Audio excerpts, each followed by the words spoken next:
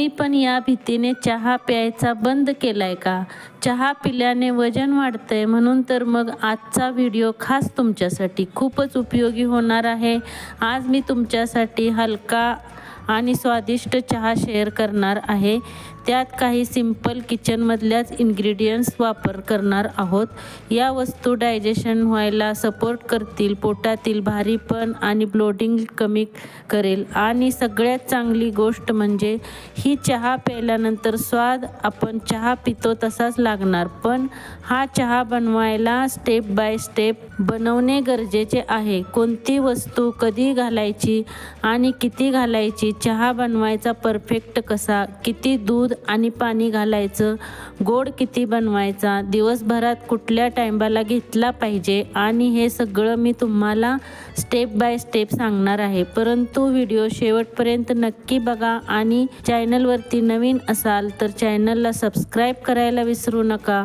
नमस्कार मंडळी, माझ्या स्वयंपाकघरामध्ये तुम्हा सर्वांचं मनापासून खूप खूप स्वागत। चला तर रेसिपीला सुरुवात करूया। तर हा चहा बनवण्यासाठी योग्य पद्धत, एका पॅनमध्ये मी इथं घेतलंय 1 ग्लासला थोडं कमी आहे एवढं पाणी घेतलेलं आहे। म्हणजे तुम्ही 1.25 कप पाणी घेऊ शकता, कारण का तर शिजवायलाही पाणी लागतं, त्यामुळे मी आता पाणी उकळी आणायला ठेवलेलं आहे। आता हे पाणी गरम व्हायला लागलेलं आहे। यामध्ये 1 छोटा चमचा चहापत्ती घेतलेली आहे, ते घालूया। ज्यादा चहापत्ती आपल्या शरीराला नुकसानदायक असते। चहापत्ती जे तुम्ही घरी यूज करता तेच यूज करू शकता। आणि हा छोटा तुकडा मी आल्याचा घेतलेला आहे, तो आता खलबत्त्यात कुटून घालायचा आहे चहामध्ये। हे पहा, हा मी चहात घालते, खलबत्त्यात कुटून घ्यायचा आहे। आणि आल्याला स्वच्छ धुवून यूज केलेला आहे। पावसाळ्याच्या दिवसात आल्याला खूप सारी माती लागलेली असते, म्हणून स्वच्छ धुवूनच घ्यायचा आहे।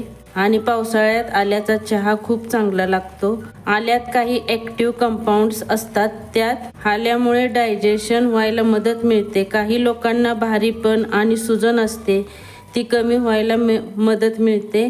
आता हा चहा चांगला उकळून द्यायचा आहे। आता हा चहा चांगला उकळलेला आहे। आता यात मोठा चमचा असेल तर पाव चमचा आणि छोटा चमचा असेल तर 1 चमचा घालायचा आहे ओवा आणि झाकून उकळून द्यायचा आहे चांगला। ओव्याचा वापर आपल्या सर्वांच्याच घरी करतो, खास करून पचन क्रियेसाठी। ह्या चहाची टेस्ट सगळ्यात स्वादिष्ट आणि सुगंधही खूप छान येतो। परंतु ओवा जे आहे तो जास्त पण टाकायचा नाही, कारण ओव्याचा स्वाद भरपूर स्ट्रॉंग असतो ना। जास्त घेतल्यामुळे काही लोकांना ओव्याने त्रास जाणवतो, त्यामुळे मी सांगितले आहे तेवढीच क्वांटिटी ठेवा। आता हे चहा चांगला शिजलेला आहे। याच्यात घालूया पाव चमचा सौंफ आणि 1 वेलची घालायची आहे, असली हिरवी वेलची कुटून घालायची आहे। ऑप्शनल आहे, तुम्हाला आवडत असेल तर बडीशेप आणि वेलची घालू शकता, नाही घातली तरीही चालेल। हे पहा, मी आता वेलची घातलेली आहे कुटून। आता हा चहा चांगला शिजलेला आहे। आता यामध्ये घालूया दूध, आणि दूध पण किती हे पहा, 1 ग्लास पाणी घेतलेलं, त्याच्यामुळे थोडंसं दूध घ्यायचं आहे, म्हणजे पाऊण ग्लासच दूध घेतलेलं आहे। जास्त दूध पण वापरायचं नाही। पाव ग्लास दूध भरपूर आहे, कपानं जर तुम्ही घेतलं तरी पाव कपच घ्या। जास्त घट्ट दुधातील शाई बिलकुल चहामध्ये घेऊ नका आणि भरपूर असे दूधही घेऊ नका। आणि अजून चांगल्या स्वादसाठी मी इथे बडीशेप आणि हिरवी वेलची तुम्ही डायजेशनसाठी घालू शकता, मी घातलेली आहे, नाही घातली तरीही चालेल। आता चहा चांगला उकळून घ्यायचा आहे। चहा आता तयार आहे, चहा गाळून घेऊया। आपला हलका मसालेदार चहा तयार आहे। आता हा चहा कधी प्यायचा, याला तुम्ही नाश्त्यासोबत किंवा नाश्ता केल्यावर काही वेळाने किंवा संध्याकाळच्या वेळेत घेऊ शकता। पण रिकाम्या पोटी चहा पिल्याने ॲसिडिटी होते। सकाळच्या वेळेत आपल्याला चहा प्यायची सवय असते आणि नाश्ता पण सकाळी खात नाही, तर सकाळी 1 गिलास पाणी प्या, नंतर भिजवलेले काही ड्रायफ्रूट्स खा, नंतर तुम्ही हा चहा पिऊ शकता। तसं तर तुम्ही कमी गोड घ्याल तर खूपच चांगलं, पण साखर नाही, ज्यादा तर तुम्ही गूळ 1 तुकडा तोडून घालू शकता। इथे पहा, मी 1 छोटा चमचा गूळ थोडा बस घेतलेला आहे, किंवा तुम्ही चहा गाळायच्या आधी ग्लासमध्ये गुळाचा तुकडा टाकून मग चहा गाळून घ्यायचा. तसा तर आजकाल मार्केटमध्ये गूळ पण यायला लागला आहे. चहामध्ये गूळ टाकला तरी तो फाटत नाही.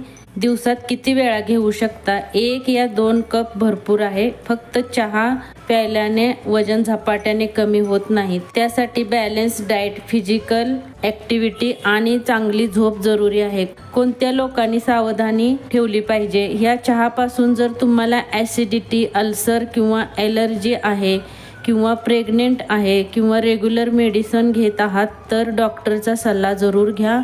आता तुमच्या आवडीच्या चहाला पूर्ण बंद करायची गरज नाही.